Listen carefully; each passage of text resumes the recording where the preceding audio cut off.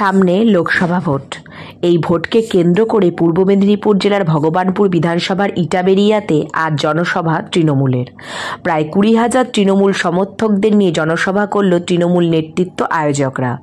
ভগবানপুর 2 নম্বর block সভায় উপস্থিত ছিলেন রাজ্যের সাধারণ সম্পাদক তন্ময় ঘোষ, পূর্ব মেদিনীপুর জেলার সভাধিপতি উত্তম বারিক, জেলা পরিষদের পূর্ত কর্মাধ্যক্ষ মানব বড়ুয়া, কাথি সাংগঠনিক তৃণমূল সভাপতি পীযূষ কান্তি পান্ডা, এছাড়া আরও নেতৃত্বগণ।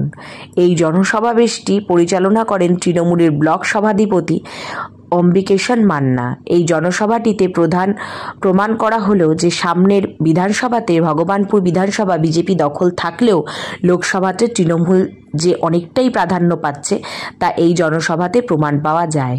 তন্ময় ঘোষ জানান, রাজ্যের বিরোধী দলনেতা শুভেন্দু অধিকারী যাই বলুক, কাথি এবং তমলুক লোকসভা আমরা যে দখল করব তার নিশ্চিত। ইটাবেরিয়া থেকে অংশুমানের রিপোর্ট, খবর পাঠে পায়েল। তার উত্তরটা দাও বাবা। আরো জিজ্ঞেস করবেন 60 টাকার সরষের তেলটা 140 টাকা হয়েছে কেন, তার উত্তর দাও বাবা।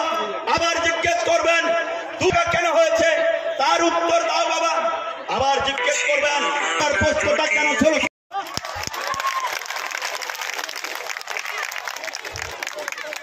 সমস্ত মায়েদেরকে আমার প্রণাম। আগের বক্তারা বলেছেন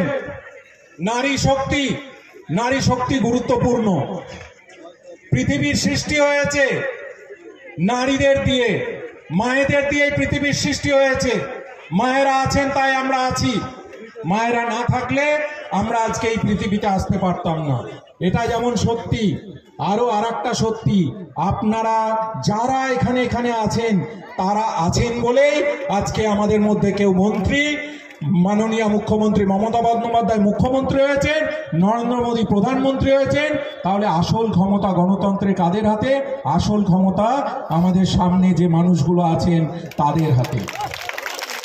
ক্ষমতা আপনাদের হাতে। এই ক্ষমতা আপনারা সঠিকভাবে ব্যবহার করুন। আপনাদেরকে ঠিক করতে হবে যে এই ক্ষমতা দেখানোর যখন সময় আসবে তখন সঠিকভাবে ক্ষমতা দেখাতে হবে আপনাদেরকে। আমি আপনাদেরকে কয়েকটা তথ্য দিয়ে তারপরে বাকি তথ্যতে আসব। 2011 সাল আপনারা লাল সন্ত্রাস দেখেছেন এই এলাকায়, হারমাদ বাহিনীর অত্যাচার দেখেছেন, অপরেশ দ্বারা আছেন, মানবদা আছেন, সর্বোপরি তারা লড়াই লড়েছেন, এখানে দাঁড়িয়ে নেতৃত্ব দিয়েছেন। তাদের সময় কি ছিল? এখানে প্রচুর চাষি বন্ধুরা আছেন নিশ্চয়। 2011 সালে কৃষি খাতে বাজেট বরাদ্দ হয়েছিল 3029 কোটি টাকা, আর এবছর 22-23 অর্থাৎ গত বছরে চাষিদের জন্য বাজেট বরাদ্দ হয়েছিল 17,265 কোটি টাকা, অর্থাৎ প্রায় 6 গুণ বাড়িয়েছি। মা মাটি মানুষের সরকার কৃষকদের জন্য 6 গুণ টাকা বাড়িয়েছে।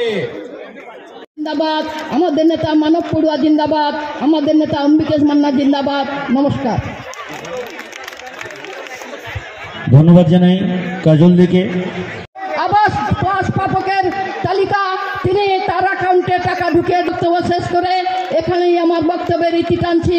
জয় হিন্দ, বন্দে মাতরম। বলবো আমি, তাতে আসবো।